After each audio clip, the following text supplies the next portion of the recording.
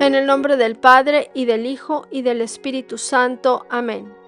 Oh Jesús, Dios y Salvador mío, postrado humildemente ante ti, me entrego del todo para siempre a tu divino corazón, en agradecimiento de todos los beneficios que me has dado, especialmente en el Santísimo Sacramento del altar.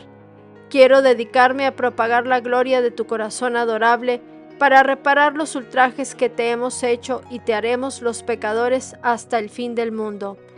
Oh Jesús mío, reina en mí como soberano dueño, que solo dependa enteramente de ti, que siempre busque imitarte, ya que eres el modelo perfecto de la santidad, amor, humildad y cumplimiento de la voluntad del Padre.